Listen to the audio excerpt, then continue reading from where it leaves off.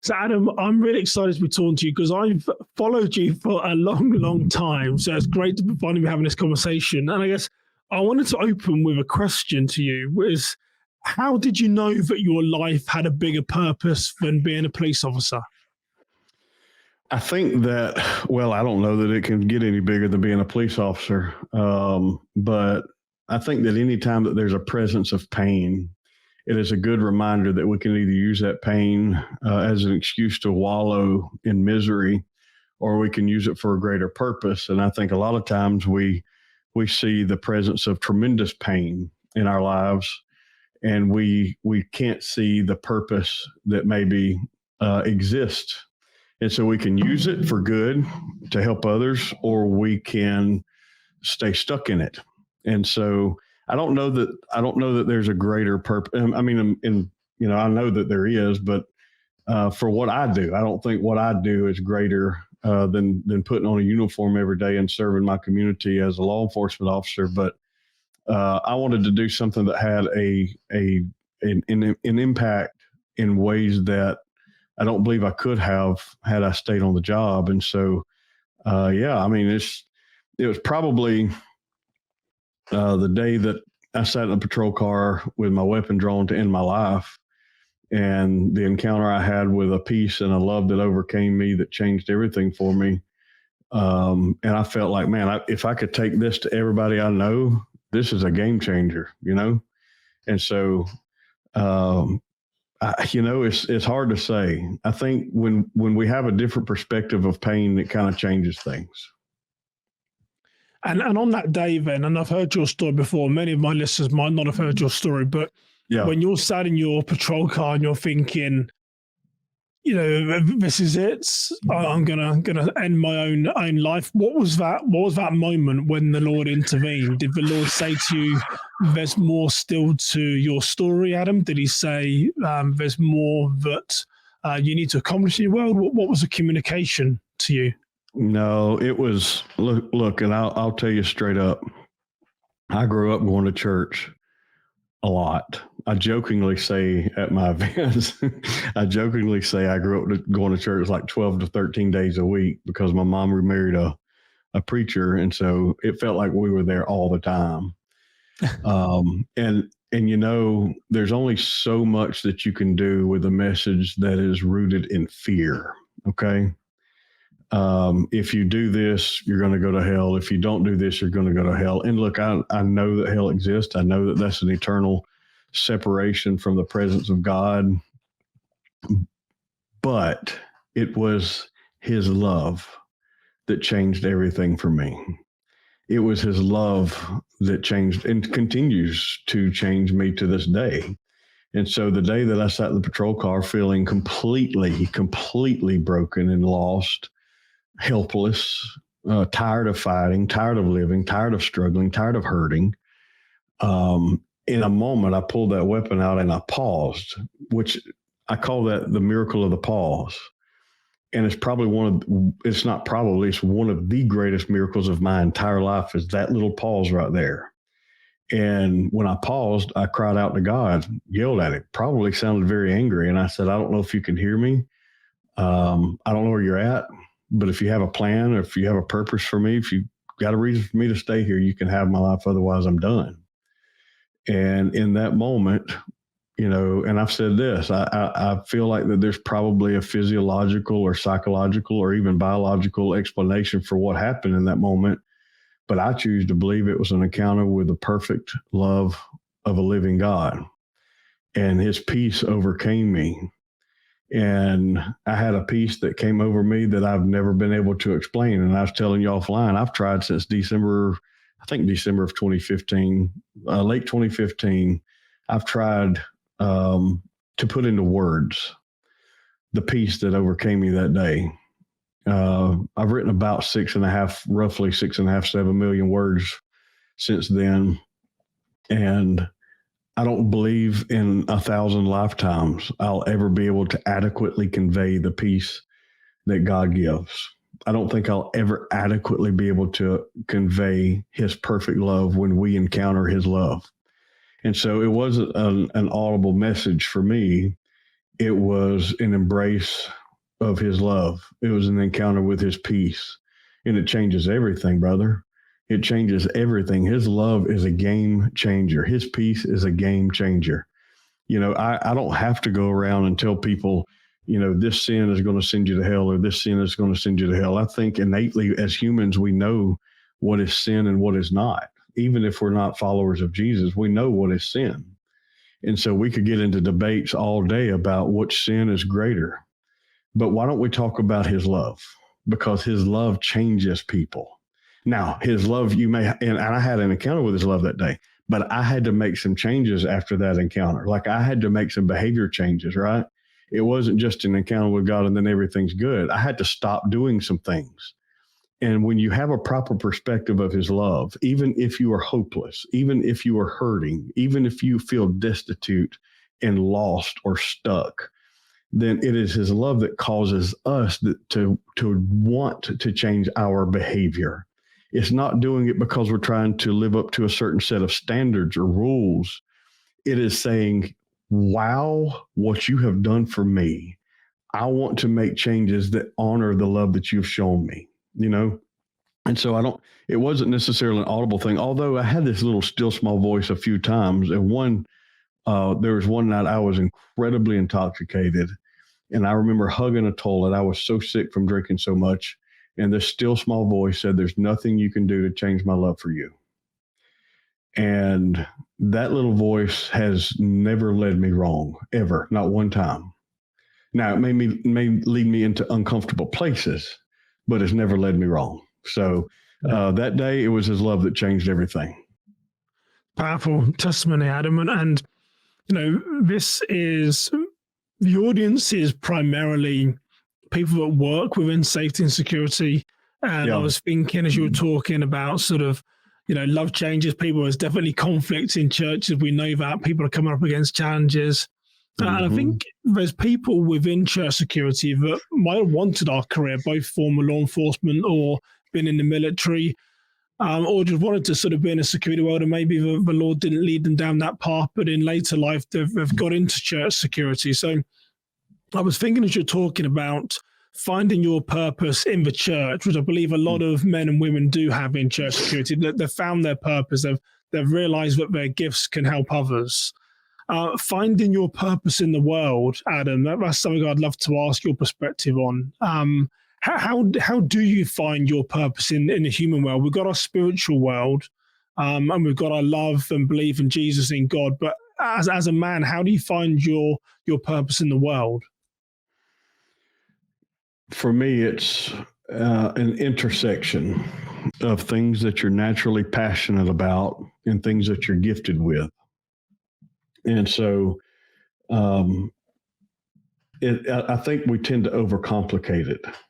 And I'm going to take a little bit of creative freedom here for just a moment. And imagine we were sitting at a table across from God himself. And we were to sit there and say, I'm confused. I need clarity. What is my purpose in this world? We see it through human eyes, and we tie purpose to vocation or social status or status in any regard or relational status or finances. We tie purpose to those things, and we associate purpose with those things, when in reality, purpose is love God, love your neighbor as yourself. And it's impossible to love your neighbor and it's also impossible to love yourself until you have experienced the love of a living God.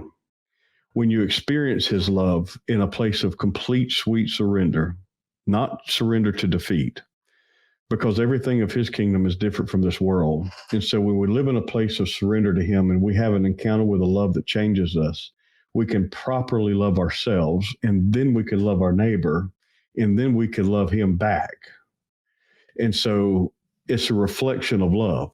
That is what our purpose is to reflect his love. Now, what vehicle we use to complete that, I believe that we were sitting at that table with God himself. I don't think it would really matter. I think that he would probably help reveal the gifts that he's planted in us, the passions he's planted in us, because we all have different gifts and different passions. And so if we were to take those things and use them to carry out the love God, love others as yourself mission, it all revolves around that. But I think we also have to go back and look at how Jesus did it. He began locally, and then he went regionally, and then he went around the world. We have to begin first with our purpose at home, actually here within us, and then within our home, and then within our community, and then to whosoever will. And so I think the biggest mistake we make when it comes to our purpose in this world is trying to define it in carnal nature or in worldly terms instead of kingdom terms. And so your kingdom purpose will lead you into a place where you can find provision in this world so you can carry out your kingdom mission. So I know that's not a direct answer, but I believe it's an intersection of your natural gifts and passions. Yeah, well, no. And it is a good answer, Adam, because it leads me into me being a bit one of your super fans. So I've got some of your books in front of me here. If you watch it on the YouTube, you'll see. So I want to show we've got the Bulletproof Marriage, your 90-day devotional, Beyond Spiritual Combat with Lieutenant Colonel Dave Grossman. I've got your Behind the Badge that I picked up recently, and then we're going to talk in a few moments about your new book, Unconquered. And already I've got my little notes in there. My highlighter pen's been out. So it was funny. So I was thinking about what can I talk to Adam about today that my church security listeners will take away from here. And everything that I've seen about you, Adam, is service. Me and my wife definitely need to get into the Bulletproof Marriage. There's so much stuff in there. But I look at your books and it's all about service. So I guess, how did you, where did your passion come from to serve? Is that something that you had before that sort of born again moment when you might have been committing suicide, or have you always been that way? Maybe we'll start with that question first and I'll come on a second one. I think we're created to serve. And I think a lot of times unaddressed pain can cause us to behave or think and speak in ways that aren't properly reflective of our healer. And so when we live in a place of perpetual torment because of pain that's been unaddressed, we live in a place that is selfish and we long to be served. There's a scripture that says, when I was a child, I spoke as a child, but when I became a man, I put away my childish ways. And I think our childish ways are selfish. A child has to be fed. A child demands to be fed. A child demands to be taken care of. But a man, one who is matured, especially through pain, understands that passion to serve others is an adequate and proper reflection of the love of Jesus. Because Jesus came to give us life. He came to serve humanity with his life and with what he came to do. And he laid down his life for us. I don't know that I've always been, focused on service. It's just trying to follow what he lead me to do. And if that is what people see it as, is a heart for service, then may they see the heart of Jesus through me, even through my flaws and my wretchedness, because I am an utter wretch in dire need of a Savior every moment, every day. And my heart's desire is through whatever gifts that I've been given, however imperfect they may be, to lead others to a place where they encounter his life-changing love, destiny-changing love, purpose-giving love, because it changes everything. And we overcomplicate it. We overthink it. And I know, because I'm an overthinker, a recovering overthinker. So service is about honoring him. And because love is an action, right? We've heard that. I think it's probably may come across as cliche, but love is an action.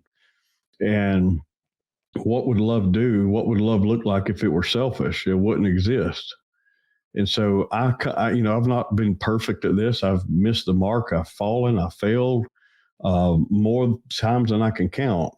But if my act of giving through a gift or speaking or teaching or mentoring or whatever is a good service to humanity, especially law enforcement, then all glory be to my God in heaven. Yeah.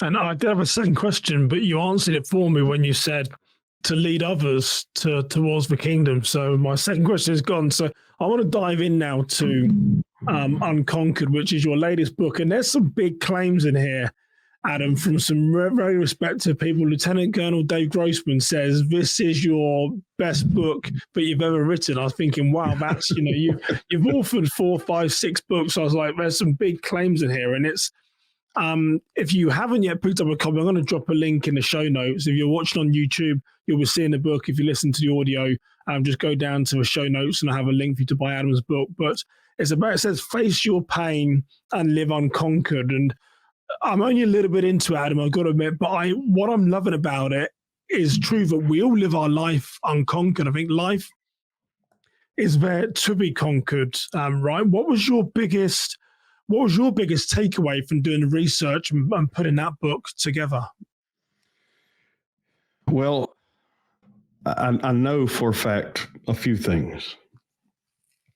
I know that I'm not the only one to ever deal with the type of pain that I talk about openly in this book, openly. And it may make you feel uncomfortable. But I talk about things. And actually, when I was shopping this book to different publishers, one publisher said, your story just isn't unique.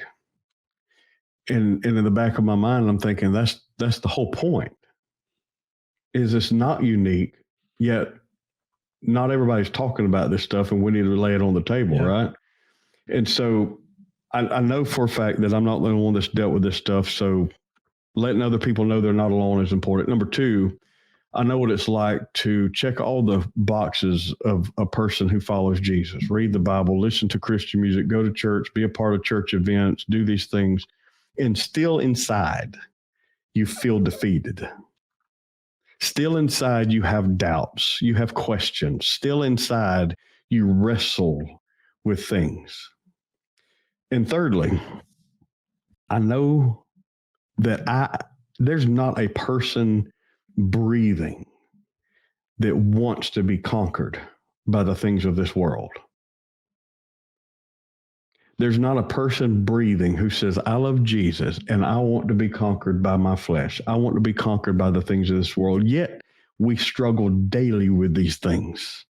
So the greatest thing that we could do is expose the lies of darkness to the truth of God's word. And his word also says that we overcome the enemy by the blood of the Lamb and the word of our testimony. And when we share our testimony, it plants a little light in someone else that may be very, very dim because of pain. And so when I wrote Unconquered, it became a declaration, a battle cry for a lot of people that said, you know what? For 35 years, for 45 years, for 50 years, all my life, I've let things that have happened to me control me and steer me, but no more. And so it's through a relationship with Jesus that we can say, I will live unconquered. I will be victorious. I will not be conquered by the things of this world. And so we live in through Christ, we live unconquered. And because of him, when we take our last breath in this life, we live eternally unconquered. And so it's in this life and in the life to come. And so and the thing about it is it points people to him. It points people directly to Jesus. There is no victory aside from him. But it's also packaged in a way that's appealing to a secular audience. But at the end of the day, there's no victory without Jesus. And I think we both know that. Yeah. And it reminds me of when as I look at my vision board this year, is behind the camera so people can't see it. One of them is to write my sort of personal testimony and my story in there. And I think I woke up one day with this great revelation, but then I realized I'd stolen it from Les Brown. But my book, the goal of my book is to be called "It's Not Over Until I Win." And when I look at my story, very, very similar to you, don't steal it before I do. Don't rewrite it. But it reminded me that not only it's not over until I win, because I don't think you've ever won. You're always trying to be better. But when I look at my faith journey and I look at the adversity, God has always been there, stepping alongside of me. So I think it was a fitting title for my book to be called "It's Not Over Until I Win." And I get that from what you're saying, Adam, about being spiritually fed, still having doubts, still having questions, because I think you can be the strongest believer, but we still have those moments of doubt. We still have those questions. Yeah. I'm really excited to dive into your book more. Yeah, I mean, and look, that's the thing is, the months leading up to the moment in my patrol car that day, I had gone through a period where, and this sounds terrible, it is terrible, where I was interrogating God, not based on his existence, but on goodness and love. Because, here's the thing, all we have to do is look for his goodness and love. And when we look for it, we'll see it. But oftentimes, pain or trauma or adversity or circumstances blind us to seeing his goodness and love. And that's what the enemy wants. He wants you to be blind to the love and goodness of God in this life. And so, we have to get to a place where we're willing to look for his goodness, to see it. And we see it in everything. When your eyes are open to it, you see his goodness and love in everything. No matter how bad your circumstances are, you see his goodness and love in everything. Yeah, and I'm writing those down as we're talking, because many church safety and security leaders, they have struggles. Like I mentioned earlier, there is conflict, there's adversity. Things don't go their way. They could be a volunteer trying to influence. They could be a facilities or operations leader trying to influence, and feel like no one's listening. So I feel like your book is a great way to help them through that, Adam. So I know, as we start to wrap up our time together, I know there's various different things that you do that the Lord has given you gifts and skills, but I know, tell us a bit about the Unconquered, because you're turning this into a program, right, where you can help people. So tell us about that. Yeah, I've got a lot of virtual training that I do because I can't be everywhere. I don't want to be everywhere. So what I've done is I've created online training. I've got, of course, Bulletproof Marriage as an online course, online study. And then I've just launched the Live Unconquered membership, where you can go through my, it's essentially 16 weeks if you paste it that way. Each week has a 30-minute video, and then there's other instruction in there. And then through the membership, you'll get a new video from my vault that'll be released once a month, along with a live video training that I'll do once a month. And then on your 1-year anniversary, you get a Live Unconquered shirt. And I just dropped the new design for that shirt today. And on the back, it's absolutely incredible. Looks wonderful. But it's all about, look, and this really was born out of Behind the Badge. I learned that people read Behind the Badge every day for several years, and then they were like, well, what's next? And I think a lot of times we have these wonderful sermons, we have these wonderful experiences, we have great books, but there's nothing afterwards. And so I wanted to create an experience where people can jump in of any walk of life, really, not just law enforcement, but any walk of life, and come in and they grow deeper in their faith. They grow deeper in their relationship with God. They develop healthy and strong spiritual disciplines. They have a shift of their mindset from feeling defeated to victorious, and just learn some deeper skill sets that'll help them live, literally live unconquered. That's the whole purpose, right? And so, but it also creates a community that people can be a part of, because a lot of times I think what social media has done is give us this fake sense of connection that really 99% of the people you're connected to on social media are not going to show up if your house burns to the ground. They're not going to bring you food if you're hungry. They're not going to show up to your funeral when you die. And so we need to reestablish authentic connection. So that's one of the other things, is using this membership as a means to launching Unconquered units across the country, where small groups of 8 to 10, maybe 12 people gather in person, and they start these groups all across the country so we can reestablish authentic connection among sheepdogs. Yeah. And Adam, remind me, how many books have you written? I know you posted the other day about your first book and you said, don't buy it because I've improved as an author since then. But how many books have you written? Unconquered was my 9th book. Your ninth book, right? So Yeah. wow. And I think there's like, that's what I was looking at here, as of last January, or as of last June 30th, it was around 170,000 book sales since May of 2018. Wow. And Wow. I'm in talks with 2 different major publishers right now for my 10th book, possibly my 10th, 11th, and 12th book. We'll see how it goes. But it's going to be, and this next one will be very, very unique. I think it will be something is certainly edifying spiritually, but will be, I don't want to use the word entertaining, but it will have an appeal to a larger group. So if you love law enforcement, or if you are law enforcement, or if you're a sheepdog of any walk, then stay tuned. I think you'll enjoy it. But that probably won't be until later next year when that releases. Well, I've personally got 4 of your books. I think 2 of them to have read. It sounds like I've got 5 more to go. So we're going to have to No, you're good. I mean, there's Behind the Lines. You don't have Behind the Lines. That's a daily devotion for military. I co-authored that with Chad Robichaux, former Force Recon Marine and founder of Mighty Oaks. And then he and I also co-authored Fight for Us. And that's his story. It's a great story. And then there's Prayers and Promises for First Responders. And those are the only books you need to know about. Don't go digging for the other 2. Those were my early days. And so I don't even think they're available anymore. But yeah, I appreciate your support, Simon. You're a blessing, brother. And for having me on your podcast, for sharing about my book. It means the world to me, and I'm very grateful for it. Thank you. Well, no, Adam, it's been really nice to get to know you, and I'm looking forward to when we're together again. So thank you for joining me. Absolutely. Thank you so much.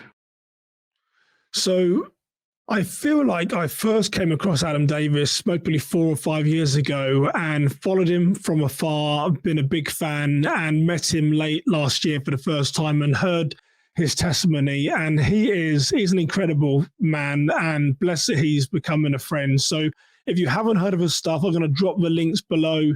Incredible testimony. He's written some great books. So I really encourage you to go out and seek some more. Some of the things that he talked about were needing to be spiritually fed. We still have questions. We still have doubts. As a safety and security leader, I'm sure that's you. For me, as a grown man of 45 years old, I still have doubts in my life, and Adam's material is going to help you walk through that. So please consider picking up one of his books. Go and check out his new course. And I know you're going to be blessed through his testimony and through the words of wisdom that he's going to give you. But for now, as always, you stay safe. You have a blessed day. Until next time, take care, everybody.